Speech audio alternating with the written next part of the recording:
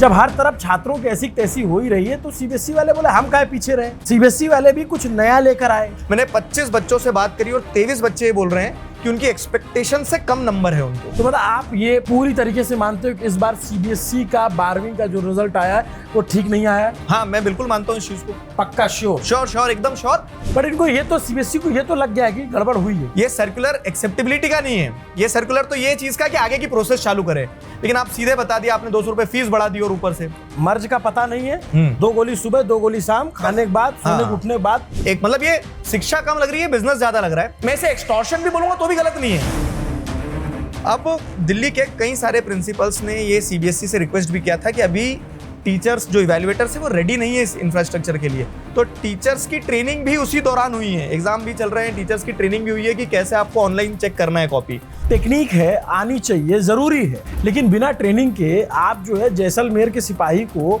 सियाचिन में लड़वा देंगे तो गड़बड़ तो होगी। मतलब आप ये बताइए कि अगर कोई बच्चा रीचेक कराने जाएगा कॉपी तो उसको कितना पैसा देना? को अपनी एक कॉपी देखने के लिए 700 रुपए पर सब्जेक्ट देना पड़ेगा। अब 5 सब्जेक्ट है, 7 पंजे 3500। अब ये सिर्फ कॉपी देखने का पैसा है। शिक्षा मंत्री जी, अगर आप तक हमारा वीडियो पहुंचता है, कम से कम देश की शिक्षा व्यवस्था को इस तरीके से तो नहीं होना चाहिए कि वो उगाही की एजेंसी बन जाए।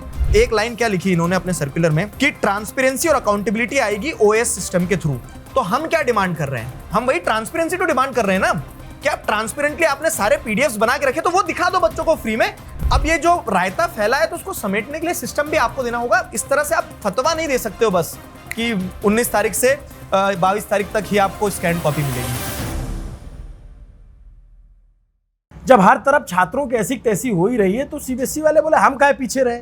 सीबीएसई वाले भी कुछ नया लेकर आए, बोले कि हम इस बार इस तरीके से कॉपी चेक करेंगे, बड़ी मजबूत कॉपी चेक होगी और फिर ऐसी कॉपी चेक होगी कि एक एक बच्चा रोने लग गया। 12वीं का रिजल्ट आया, 12वीं के रिजल्ट के बाद बच्चे तरह तरह के मैसेज लिख रहे हैं। छोटे बच्चे होते हैं, कहते हैं कि हमारी ज़िंदगी तबाह हो गई। उस रिजल्ट से कुछ होता नहीं है 12वीं के बाद, लेकिन समस्या कि उनको आगे की पढ़ाई में जहाँ 75% फिक्स कर दिया गया, अगर उससे कम रह गया तो कैसे एडमिशन मिलेगा। फिर बाद में समझ में आया, विद्वानों ने कहा कि नहीं, थोड़ा देश में आर्थिक संकट चल रहा है तो सीबीएसई ने इसलिए कर दिया इसको कि लोग रीचेक कराएं। कॉपी रीचेक कराएंगे, एक कॉपी चेक कराने का 600-700 रुपया लगता है, तो थोड़ा देश का आर्थिक भंडार भी शायद मजबूत हो जाए। अब सीबीएसई ने क्या किया है, क्यों किया है, हमें तो कम समझ में आ रहा था। इसीलिए हमने कहा कि किसी विद्वान व्यक्ति को बुलाया जाए जो इससे जुड़ा मसला देखता हो। तो हमने बुलाया दिगराज सर को, और एसएसटी के टीचर हैं, नेक्स्ट टॉपर इनकी अपनी कोचिंग है। लेकिन अच्छी बात आप लोग को बताऊं मैं कि कल इनसे चर्चा हुई, ये भोपाल में थे, तो मैंने कहा कि अगर ये बहुत गंभीर विषय है तो आप दिल्ली आ सकते हैं क्या, क्योंकि जूम पे उस तरीके से बात नहीं हो सकती। तो दिगराज सर बहुत यंग एज के टीचर हैं, बहुत बच्चों में इनकी अच्छी फैन फॉलोइंग, ये भोपाल से दिल्ली आ गए। तो ये बताता है कि किसी शिक्षक की अपने छात्रों के प्रति क्या प्रतिबद्धता है। ये 10वीं 12वीं के बच्चों को पढ़ाते हैं। स्वागत है सर, कैसे हैं? मैं एकदम ठीक हूँ, आप कैसे हैं? थैंक यू सो मच इतने शॉर्ट नोटिस पे आने के लिए। जी, तो मतलब आपने जिस तरह से शुरू किया ना कि हालांकि 10वीं 12वीं के रिजल्ट उतने मायने नहीं रखते हैं, लेकिन अगर हम हमारे दौर में चलें और जब हम 10वीं 12वीं में थे और हमारा रिजल्ट आता था, उस दिन वो 1 नंबर कम ज्यादा वो मन को झंझोड़ देता है। तो आज जो हम देख रहे हैं ना, चारों तरफ बच्चे परेशान हो रहे हैं, तो वो व्यथा वही है कि वो नंबर उनका स्वाभिमान है, वो नंबर से उनका एक एडमिशन, एक क्राइटेरिया, सब कुछ हो रहता है। और उस नंबर में ऐसा है ना कि वो तो पूरी तैयारी करके आए थे, लेकिन मैदान ही बिक चुके थे, उखड़ चुके थे, तो वहां दिक्कत आ रही है। सर मैं इससे रिलेट करता हूँ। मैं आपको बताऊं कि मेरे 10th में यूपी बोर्ड से पढ़ा हूँ, 361 नंबर थे। 2 नंबर कम होता तो 2nd डिवीजन हो जाता। तो उस 2 नंबर की इतनी खुशी थी मुझे कि मैं बता नहीं सकता। खैर, पॉइंट पे लौटते हैं। क्या हुआ है, सीबीएसई ने इस बार क्या चेंज किया है? थोड़ा आप इतना डॉक्यूमेंट लेकर के बैठे हुए हैं, थोड़ा इत्मीनान से दर्शकों को भी समझाइए। बहुत पेरेंट्स परेशान हैं, हमारे पास बहुत सारे मैसेजेस आ रहे हैं, फ़ोन कॉल्स आ रहे हैं। मुझे चूँकि अब रियाज छूटा हुआ है, 10वीं 12वीं से तो उतना इंटरेक्शन होता नहीं, आपका होता है। क्या चेंज किया सीबीएसई ने और क्या रिफ्लेक्ट कर रहा है बच्चों के रिजल्ट में? ठीक है, तो पहले हम इस पूरी चर्चा को 2 पार्ट्स में बांट देते हैं। सबसे पहले तो समस्या है क्या, बदलाव क्या है, जिससे मतलब आपको भी और पूरी जनता को समझ में आएगा। तो जैसे कि हम जानते हैं कि एक बच्चा पेपर लिखता है, किताब में मतलब कॉपी में आंसर लिखे जाते हैं, और वो आंसर लिखने के बाद में वो सारी आंसर शीट्स कंट्रोल रूम में जाके सबमिट होती है, फिर वहाँ से कॉपी चेकिंग होती है। ये सिस्टम चला आ रहा था इस साल से पहले तक, इनफैक्ट अभी भी 10वीं तक यही सिस्टम रहा है। लेकिन 12वीं में इस बार एक चीज़ चेंज हुई है, वो आई है OSM। मतलब ऑन स्क्रीन मार्किंग होगी, जिसमें बदलाव ये हुआ कि अब जो आंसर शीट्स हैं वो आंसर शीट्स बच्चा लिखने के बाद में कंट्रोल रूम में जाएगी और वो वहीं रहेगी, फिर वहाँ से पूरे देश में घूमेगी नहीं वो आंसर शीट। इवैल्यूएटर के पास आंसर शीट नहीं जाएगी, वो आंसर शीट स्कैन होगी, स्कैन होने के बाद में वो इवैल्यूएटर के पास जाएगी। अब इवैल्यूएटर क्या करेगा, ऑनलाइन ही उस कॉपी को चेक करेगा। और ऑनलाइन चेक कैसे करेगा, तो एक सॉफ्टवेयर बन गया है, उस सॉफ्टवेयर में बता दिया कि स्टेप पे 0.5 नंबर देना है, 1 नंबर देना है, और इस तरह से सारा नंबर दिया जाएगा। अब ये सब करने के पीछे के ऑब्जेक्टिव क्या थे, सीबीएसई के इंटेंट साफ था। हाँ भाई, ये तो आप जो बता रहे सुन के अच्छा लग रहा है। हाँ हाँ, इंटेंट बड़ा साफ था कि सबसे पहले तो क्या होगा ना कि जो मूवमेंट होता है यहाँ से वहाँ किताबों का, कॉपियों का, मतलब, और ये कॉपियाँ इसमें कहीं मान लो किसी ने बदल दी, कुछ कर दिया, घूम गई, जल गई, पानी गिर गया, तो वो बचेगा। दूसरी चीज़, आप जब मैनुअल चेक करते हो तो चांसेस है कि टोटलिंग में गड़बड़ हो जाएगा। अब सॉफ्टवेयर से आपको सिर्फ नंबर चढ़ाना है, तो टोटल रीटोटल वाला जो कंसेप्ट होता था, आप री इवैल्यूएट कर सकते हो कॉपी और रीटोटल कर सकते हो, तो अब आपकी रीटोटलिंग का काम ही खत्म हो गया, क्योंकि सॉफ्टवेयर से टोटल हो जाएगा, वो झंझट खत्म हो जाएगा। तीसरी चीज़ कि हम डिजिटल भारत जो बनाना चाह रहे हैं, तो डिजिटल भारत की तरफ ये एक बढ़िया पहल रहेगी। तो एज ए टीचर और पूरी टीचिंग फैटर्निटी ने इनिशियली इसको बहुत होल हार्टेडली वेलकम किया था, लेकिन जब आया था तभी एक समस्या आ गई थी कि ये नोटिस आता है 9 फरवरी 2026 को और 17 फरवरी से पेपर चालू होना थे। तो आपने बहुत पहले, मतलब कम समय में नोटिस दिया ये। अब दिल्ली के कई सारे प्रिंसिपल्स ने ये सीबीएसई से रिक्वेस्ट भी किया था कि अभी टीचर्स जो इवैल्यूएटर्स है वो रेडी नहीं है इस इंफ्रास्ट्रक्चर के लिए, तो टीचर्स की ट्रेनिंग भी उसी दौरान हुई है, एग्जाम भी चल रहे हैं, टीचर्स की ट्रेनिंग भी हुई है कि कैसे आपको ऑनलाइन चेक करना है कॉपी। तो कॉन्फिडेंस, मतलब आप एक सैनिक के बल पे युद्ध जीतने की कोशिश करते हो, आपके कमांड देने से नहीं जीत जाएंगे, वो सैनिक को भी तो कॉन्फिडेंस महसूस होना चाहिए। तो टीचर खुद भी तैयार नहीं थे, लेकिन वो एकाएक सारी चीज़ें हुई, पेपर भी हुआ, और पेपर होने के बाद में आंसर शीट सबमिट भी हुई और स्कैन भी हुई और इवैल्यूएट भी ओएमएस के थ्रू हुई है। तो अब मेजर कंसर्न ये है कि बच्चों को ये लगता है कि ओएसएम के थ्रू जब कॉपीज इवैल्यूएट हुई है तो हम जो लिख के आए हैं, जो एक्सपेक्टेशंस हैं हमारी, उस हिसाब से नंबर नहीं मिले हैं। अब ये होता क्या है ना, जब 4 बच्चे बोलते तो हमें लगता है कि 12वीं का बच्चा है और हर बच्चा ये कहता है कि पापा मैंने तो पेपर बहुत अच्छा किया था, वो तो चेकिंग खराब हो गई है। लेकिन एक बच्चा बोलता, 2 बच्चा बोलता, 4 बच्चा बोलता तो समझ में आता है। अब अगर आप सोशल मीडिया उठा के देखेंगे तो हर बच्चा जो 12वीं में है, और ये मैंने अपने स्तर पे कैसे चेक किया, मैं इतना कॉन्फिडेंटली कैसे बोल पाता हूँ, मैंने 25 बच्चों से बात करी और 23 बच्चे ये बोल रहे हैं कि उनकी एक्सपेक्टेशन से कम नंबर है उनको। 2 बच्चे सिर्फ ऐसे बोल रहे हैं कि हाँ मुझे 90 का करके आया था तो 89, 88 मिला है, तो दैट इज, मतलब उसको आप जस्टिफाई कर सकते हो। तो यहाँ से वो, और रिजल्ट आने के एक दिन बाद ये चीज़ें चालू ज़्यादा हुई, क्योंकि जब सारे बच्चों ने अपना डिससेटिस्फेक्शन दिखाया, मैंने ये पूरा रिसर्च किया, सारे जितने भी सीबीएसई के सर्कुलर से सब कुछ निकाला, और उसमें बहुत सारे ऐसी फाइंडिंग्स हैं जो ये प्रूव करती है कि ओएसएम में कहीं ना कहीं कमी रही है। हमें उस सिस्टम को कैसे रोबस्ट करना है, ग्रीवियंसेस क्या है वो समझना है, और अब सीबीएसई के जो रिएक्शंस आ रहे हैं वो प्रॉब्लम क्रिएट कर रहे हैं। यहाँ पे सीबीएसई का रिएक्शन आया पहला कि उन्होंने एक ट्वीट किया और उसमें बताया कि भाई जो लोग को सेटिस्फाइड नहीं है वो रीचेक के लिए डालें। हाँ हाँ, तो इस पे आप लोग का क्या है? अब इसका प्रोसेस देखिएगा कि जैसे आप ये बताइए कि अगर कोई बच्चा रीचेक कराने जाएगा कॉपी तो उसको कितना पैसा देना होगा? सबसे पहली चीज तो रीटोटलिंग का तो कंसेप्ट ही खत्म हो गया है। मतलब आपके नंबर टोटलिंग में गड़बड़ नहीं होगी, क्योंकि वो सॉफ्टवेयर से हुआ, तो रीटोटलिंग तो है ही नहीं। आप री इवैल्यूएट करवा सकते हो। री इवैल्यूएट यानी कि आप कॉपी देखेंगे, कॉपी देखने के बाद आपको ऐसा लग रहा है कि ये सही नहीं हुई है चेक, तो आप अपना री इवैल्यूएशन डाल सकते हो। और अब आपको अपनी एक कॉपी देखने के लिए 700 रुपये पर सब्जेक्ट देना पड़ेगा। अब 5 सब्जेक्ट है तो 7 पंजे 3500। अब ये सिर्फ कॉपी देखने का पैसा है। अब कॉपी देखने के बाद में अगर आपको लग रहा है कि आपके 3 विषय में आपके नंबर बढ़ सकते हैं, तो हर विषय में नंबर बढ़वाने के लिए 500 रुपये रीचेकिंग का है। ठीक है, 1500 रुपये ये लग गया। और अब ये सिर्फ कॉपी रीचेक करने का पैसा है, 500 रुपये पर सब्जेक्ट। अब इसमें भी अगर आपको एक कॉपी में लग रहा है कि 5 क्वेश्चन आपके गलत है, तो 100 रुपया पर क्वेश्चन के हिसाब से देना होगा। तो मतलब अगर मान लीजिए मेरे 3 सब्जेक्ट में मुझे 10-10 क्वेश्चन में डाउट है, तो 10-10 क्वेश्चन, अगर 30 क्वेश्चन में डाउट है तो 3000 रुपये ये, 3500 रुपये कॉपी देखने के और 1500 रुपये उन्हें रीचेक करवाने के। अब मैं आपको डेटा बताऊं, इतने में बच्चा फिर से NIOS का बोर्ड का पेपर दे सकता है 12वीं का। क्या बात है! सीबीएसई ने तो मजबूत इंतजाम कर दिया है देश का जो खजाना है उसको भरने के लिए, क्योंकि बच्चे तो परेशान हैं।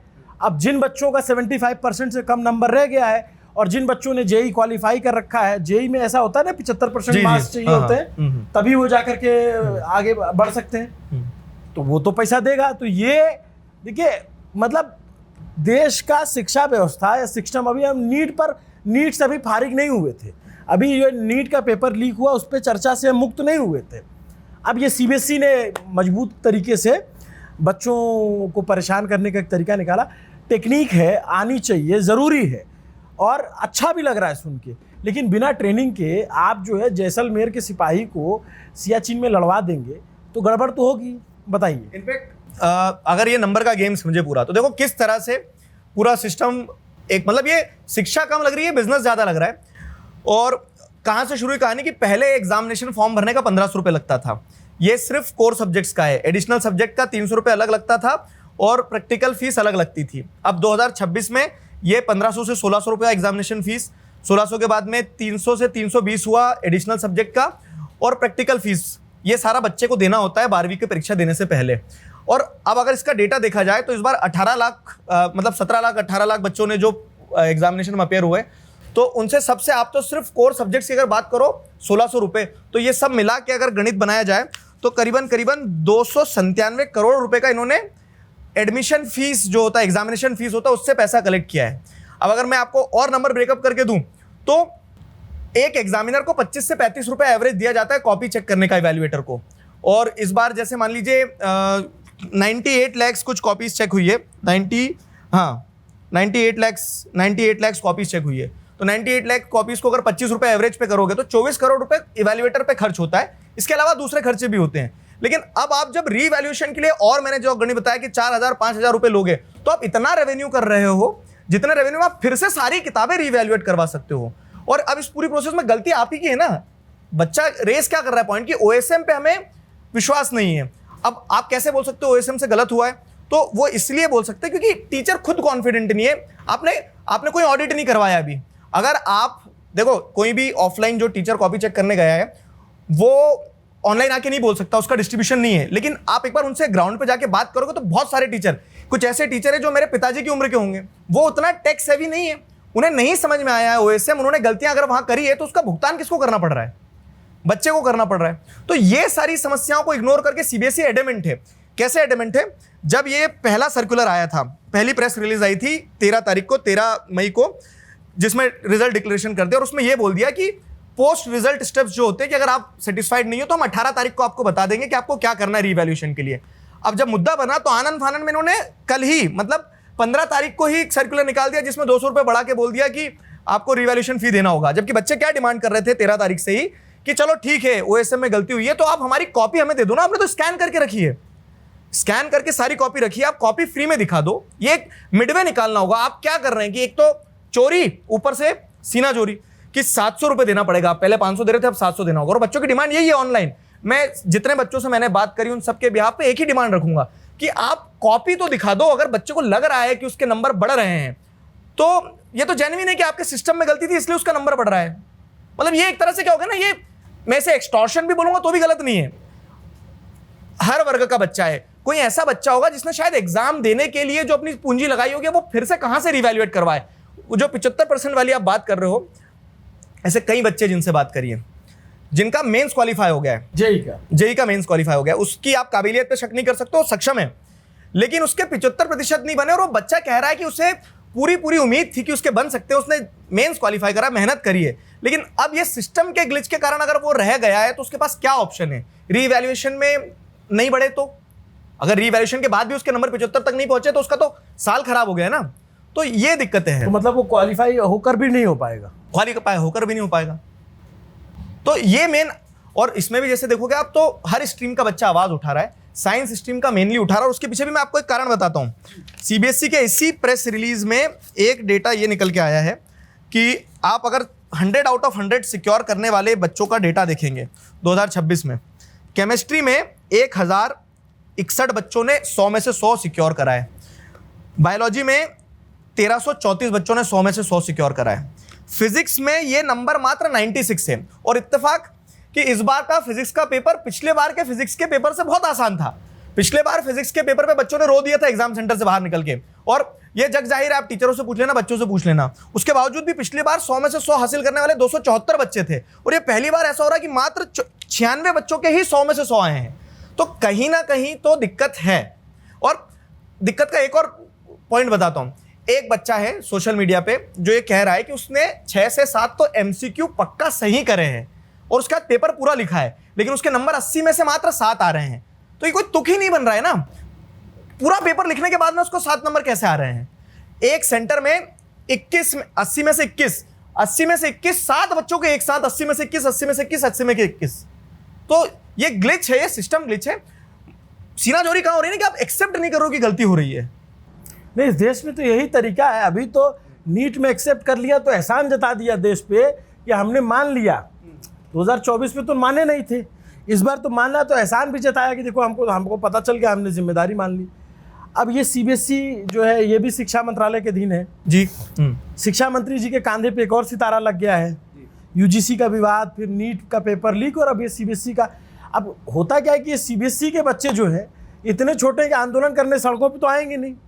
बिल्कुल सही बात है। मैं तो आप जैसे टीचर आगे बताने बात करने के लिए, नहीं इतना डिटेल में तो पता ही नहीं चलेगा कि ये गड़बड़ हुई है। समस्या है ना, जानकारी का अभाव है।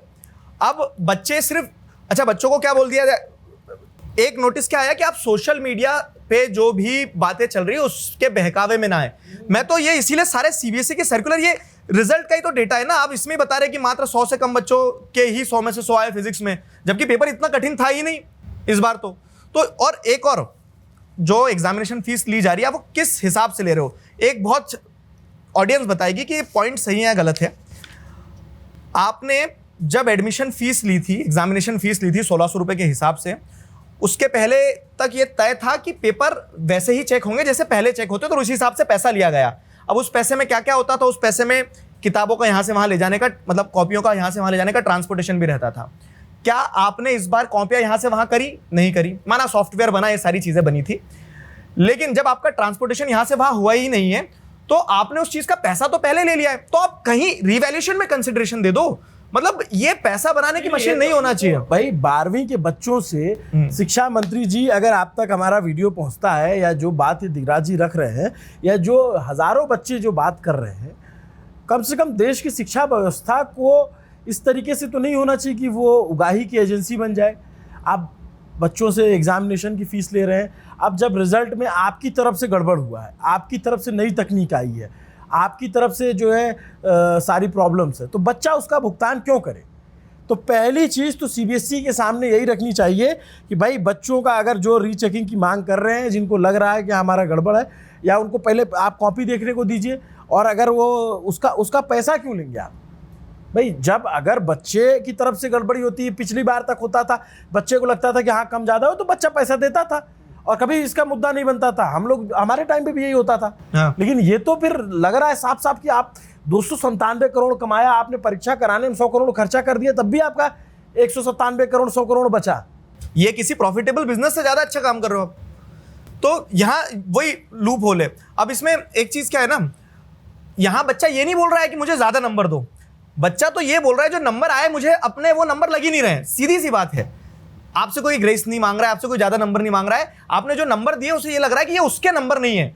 अब इसमें हम ये भी नहीं बोल रहे चलो आप कॉपी फिर से रिवैल्यूएट करवाओगे, आपका खर्चा आएगा, और ये भी नहीं कह रहे कि आप आपकी जेब से दो, लेकिन एटलीस्ट ये तो करो ना, आपके पास कॉपी स्कैन्ड है तो बच्चे को कॉपी दिखा दो।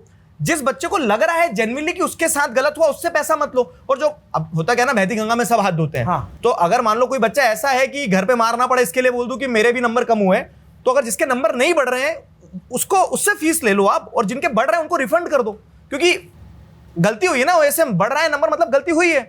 तो कुछ मिडवे निकालो, लेकिन ये स्ट्रेट फॉरवर्ड एक मतलब बोल सकते हैं ना कि एक तरह से आपने क्या एक फतवा इशू कर दिया कि नहीं, जो 18 तारीख को देने वाले थे आप नोटिस, वो आपने पहले ही निकाल दिया और आनंद फानंद में बोल दिया कि आपको 700 रुपए देना है पर सब्जेक्ट के, 3500 ये हो गए, अगर री इवेल्युएट करवाना है तो 500 रुपए हो गए, हर क्वेश्चन पे 100 रुपए हो गया।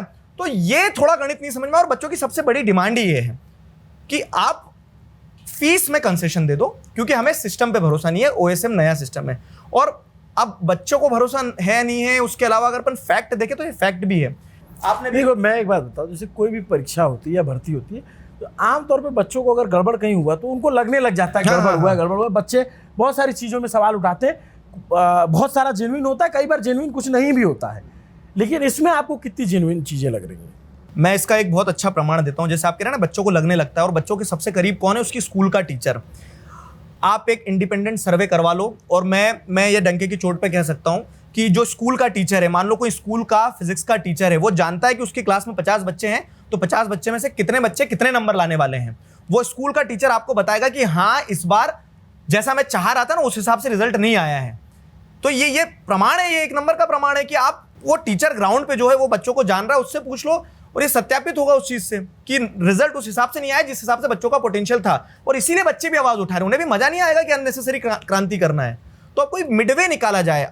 ये नहीं है कि जो हो गया वो हो गया, ये वाली दिक्कत है। और खास करके साइंस में दिक्कत, खास करके साइंस में। और तो मतलब आप ये पूरी तरीके से मानते हो कि इस बार सीबीएसई का 12वीं का जो रिजल्ट आया है वो ठीक नहीं आया है? हाँ, मैं बिल्कुल मानता हूँ इस चीज को। पक्का श्योर? श्योर, एकदम श्योर, क्योंकि डेटा वो बता रहा है। आप सिंपल चीजें जैसे पासिंग परसेंटेज की अगर बात करें हम, तो ओवरऑल पासिंग परसेंटेज पिछले साल था 88.86%, मतलब इतने बच्चे पास हुए थे, बाकी के फेल हुए थे।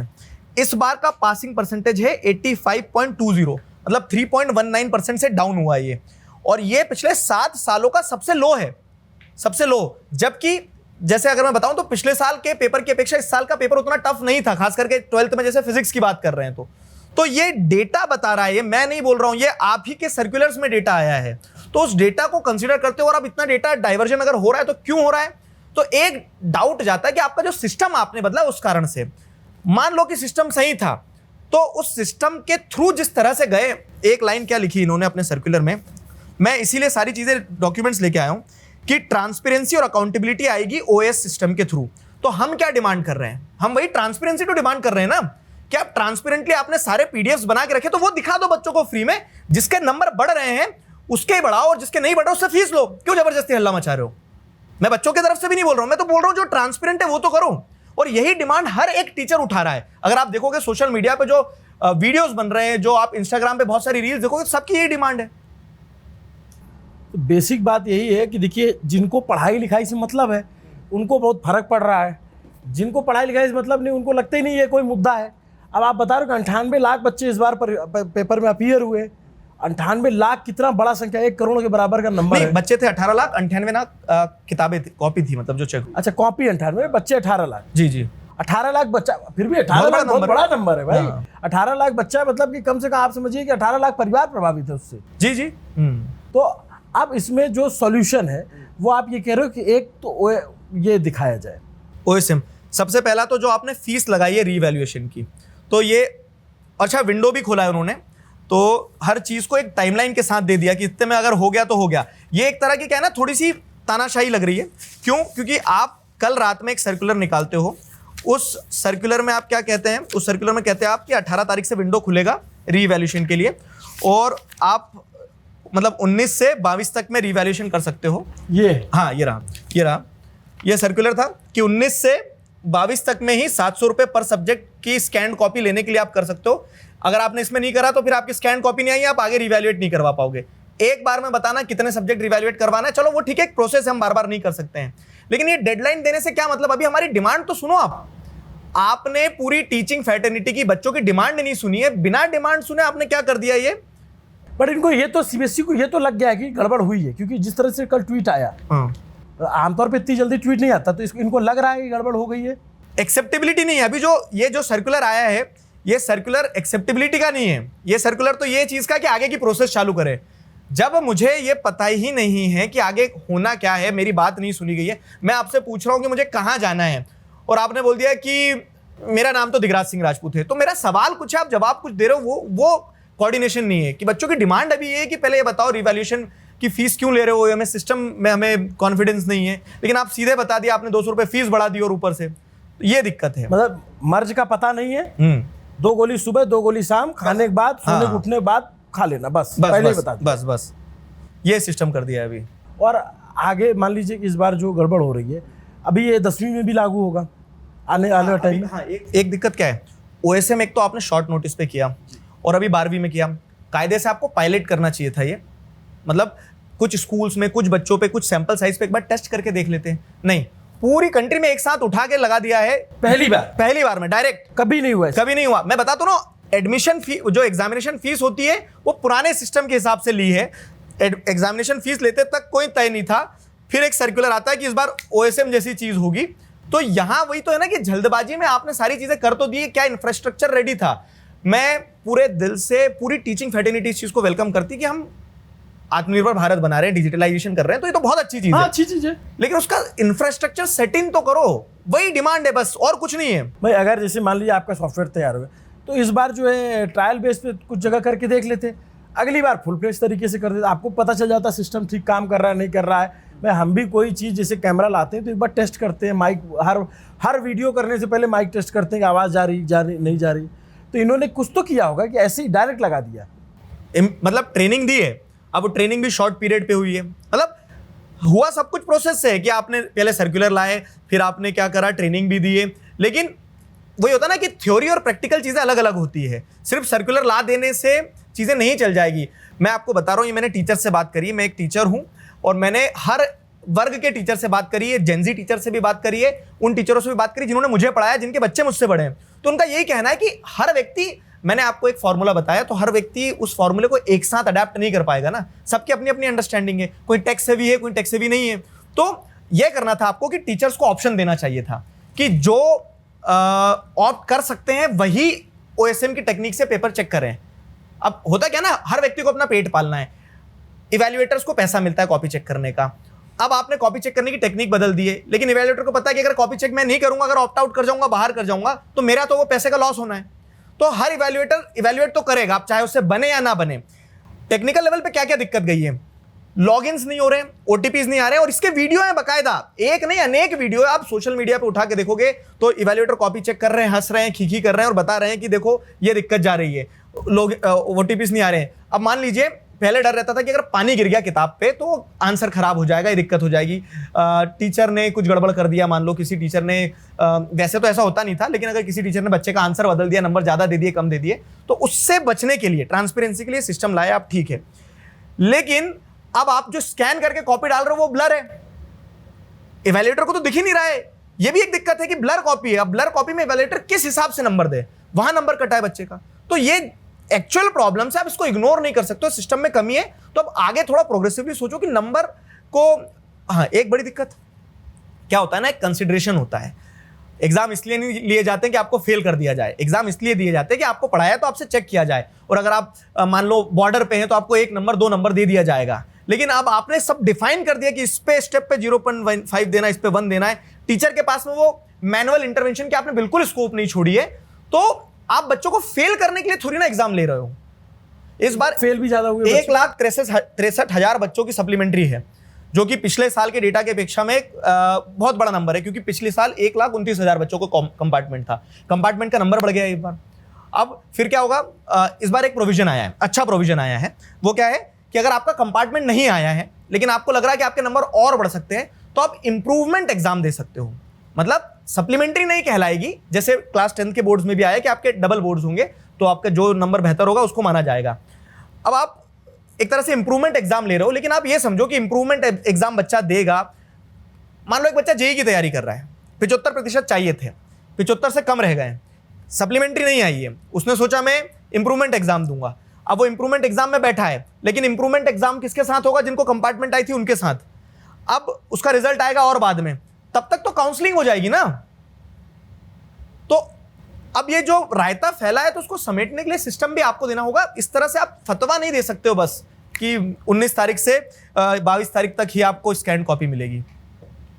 अद्भुत है, मतलब कई बार सोच करके बड़ा आश्चर्य होता है कि ये सारे एक्सपेरिमेंट बच्चों के साथ ही क्यों हो रहे हैं। हाँ, और खास करके इस साल आप देखो, मतलब मैं यहाँ पे ये ओएसएम के लिए हम चर्चा पे बैठे हैं, लेकिन जो मुझे लगता है ना कि स्वास्थ्य और शिक्षा 2 ऐसे क्षेत्र हैं जिन क्षेत्र में अगर काम नहीं होगा तो देश गर्त में जाएगा, और ये जिम्मेदारी है जो भी संस्थाएं हैं उन सभी संस्थाओं की जिम्मेदारी है। अब लेकिन हम अगर शिक्षा के क्षेत्र में देखेंगे तो आप नीट लगा लो, एसएससी लगा लो, सीयूईटी लगा लो, सीबीएसई लगा लो, मतलब कुछ संस्थाएं से पेपर नहीं हो रहे हैं, जिनसे पेपर हो रहे हैं तो चेक नहीं हो रहे हैं। अगर किसी ने पेपर करवा भी दिया, चेक भी कर दिया, तो क्वेश्चन ऐसे डाल दिए, जेईई में ऐसे क्वेश्चन आए थे कि बच्चों को वहां चक्कर आ गए क्वेश्चन देख के। तो हम शिक्षा का महत्व ही खत्म कर दे रहे हैं ना, हम क्यों कर रहे हैं एजुकेशन। कितना मतलब प्रॉब्लमेटिक है। मैं तो पिछले 1 हफ्ते से यही सुनते सुनते मतलब अजीब लगने लग गया कितना सवाल पूछे, किससे पूछे, कोई जवाब भी तो नहीं दे रहा। लेकिन हमारा काम है, हम आप जैसे शिक्षकों को बुलाते रहें, लोगों तक उनकी बात पहुंचाते रहे। अब आप चूंकि आप जब बात कर रहे हो तो मेरा पूरा इनबॉक्स भरा पड़ा हुआ है। मैंने बस ऐसे स्टोरी लगाई कि सीबीएसई 12th का रिजल्ट आया है, क्या रिजल्ट सही है आया है, तो आप समझिए कि हजारों बच्चों के मैसेज आए हुए। और यही चीज हमारे साथ है। अब होता क्या है ना, बच्चा साल भर जब हमसे पढ़ता तो वो ये देखता कि अब हमारे साथ बच्चे ने मेहनत करी ईमानदारी से, उसने पेपर दिया, उसने 12-12 घंटे पढ़े, अब उसकी तो कहीं गलती ही नहीं है पूरी प्रोसेस में, तो वो किससे एक्सपेक्ट करेगा। तो मैं वही कि और भी जितनी टीचिंग फैटर्निटी के, चाहे वो ऑफलाइन टीचर हो ऑनलाइन टीचर हो, सबको एक लय में अगर आपको गलती दिख रही तो वहां आवाज उठाना पड़ेगी। और अगेन ये किसी एक संस्था के अगेंस्ट नहीं है, ये आपके जो आपके तरीके हैं उन तरीकों के अगेंस्ट में है। आप लोग देखिए क्या है कि आप लोग पढ़ाते हो, बच्चे आपसे पढ़ते हैं, बच्चों को उम्मीद होती है कि हमारे हारे गाड़े दुख में सर साथ देंगे, खुशी होंगे तो सर को मिठाई खिलाएंगे, यही होता है। सरकार कोई रहे, सिस्टम कोई रहे, आपका काम है बच्चों को पढ़ाना। जी बिल्कुल। गलत होगा तो आप लोग आवाज उठाओ। अब मैं हजारों बच्चों को तो यहाँ बुला नहीं सकता, लेकिन एक दिगराज सर को बुला सकता हूँ जो हजारों बच्चों की आवाज बन के बात करे। जैसे बीते दिनों आप देखेंगे खान सर, अलग सर, सबका हमने इंटरव्यू किया, एनवी सर से बात की, अभिनय सर से बात की। क्यों बात की है भाई, एक सरकार तक ये मैसेज पहुंचे। आप देखेंगे कि भाई शिक्षा मंत्री इतने दिन तक चुप थे, जब इतना प्रेशर मीडिया के जरिए क्रिएट हुआ तो उनको प्रेस कॉन्फ्रेंस करनी पड़ी। उस प्रेस कॉन्फ्रेंस में भी हमारा सवाल था, हमारा सवाल तो बच्चों को लेकर के है ना। तो दिगराज सर इतने कम टाइम में, इतने शॉर्ट नोटिस में आप भोपाल से यहाँ आए, आपको बहुत थैंक यू। बट एक बात और बता दो, जो बच्चे थोड़ा निराश हैं या जो उदास है, कह रहे हैं कि सब कुछ खत्म हो गया, उनको थोड़ा सा आप समझाओ कि 12th का रिजल्ट कितना मायने रखता है। देखो, आज आपको लगे कि हम बोल दे रहे हैं, क्योंकि जब हम भी उस फेज में थे तो वो लगता था कि यार मेरा तो स्वाभिमान इससे जुड़ा था ना, कम नंबर रह गए। अच्छा, मेन दिक्कत क्या है, घर वालों की है। घर वाले नहीं समझना चाह रहे ना। मैंने कई बच्चों से बात करी, कई बच्चों के माता पिता ऐसे हैं कि तुमने हमारी नाक कटवा दी कि तुम्हारे नंबर नहीं आए, लेकिन शर्मा जी के बेटे का देखो, हाँ, कंपैरिजन हो जाता है। तो वहां पे घर वालों की तरफ से भी एक बड़ा प्रेशर आ रहा है और बच्चा उन्हीं सारी चीजों में एक डिमोटिवेशन फील करता हूँ। बच्चों से ये कहूंगा, देखो ये सारे अप्स एंड डाउन चलते रहेंगे, जीवन 12वीं के नंबर से तय नहीं होगा, लेकिन ये भी है कि आपका कट ऑफ अगर 75% है और वो नहीं आ रहा है तो बहुत कुछ निर्भर भी करता है उस पर। तो अगर जहां इंप्रूवमेंट हो सकता है तो हम आपके लिए इसीलिए चर्चा कर रहे हैं, ताकि हमारे माध्यम से संस्थाओं तक, लोगों तक, बच्चों तक, उनके माता पिता तक ये बात पहुंच पाए। और वो जहां इंप्रूवमेंट हो सकता है वो होना चाहिए। लेकिन एक चीज ध्यान रखना कि 75 वाले भी यही है, 95 वाले भी यही है, और वो जीवन चलता रहेगा। तो ऐसे निराश नहीं होना है, वो हौसला बनाए रखना है। अब मतलब अगर मैं ये बताऊं कि इसमें समाधान और क्या क्या निकल के आ सकते हैं, तो सबसे पहले ये फीस वाला जो है, ये सीबीएसई को एड्रेस करना चाहिए। जो डेडलाइन दे दी उस डेडलाइन को एड्रेस करना चाहिए, पहली डिमांड। दूसरी डिमांड ये है कि आपको एक तरीका लाओ जिसमें पहले सिस्टम सेट हो। जो ओएसएम पे चेकिंग कर सकता है उसी टीचर को रखो, जो आपके बग्स हैं वो पहले फिक्स करो, ब्लर कॉपी जो है वो हटाओ, या फिर जो सारी चीज़ें, और जो रीजन स्पेसिफिक डिमांड्स हैं, जैसे ये वाला जो मैंने आपको बताया कि 21 नंबर आए लगातार बच्चों को, तो ये तो स्पेशल केस हो गया ना। तो यहाँ तो ऑब्वियस है, बिना देखे मैं बता सकता हूँ कि यहाँ कुछ कमी रही होगी। तो इन केसेस में कुछ स्पेशल सर्विलांस होना चाहिए, फिर स्पेशल मैकेनिज्म निकल के आना चाहिए।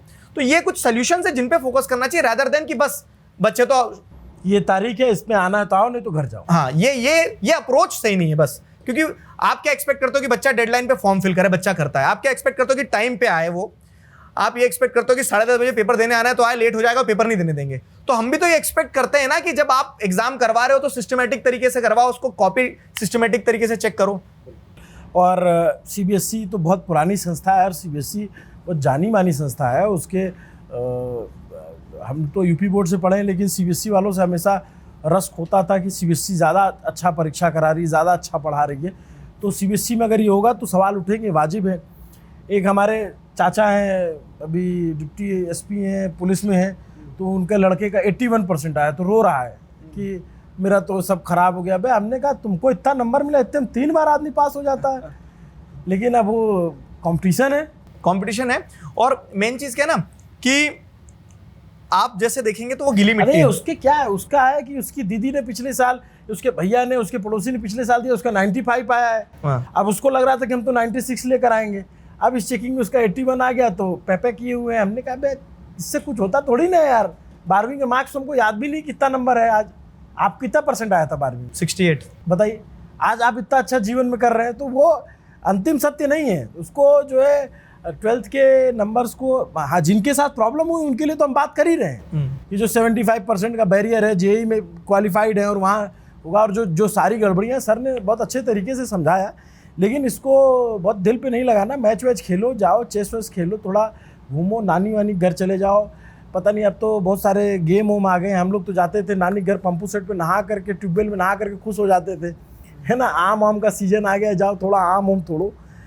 और ये जीवन है, वास्तविकता में जीवन यही है।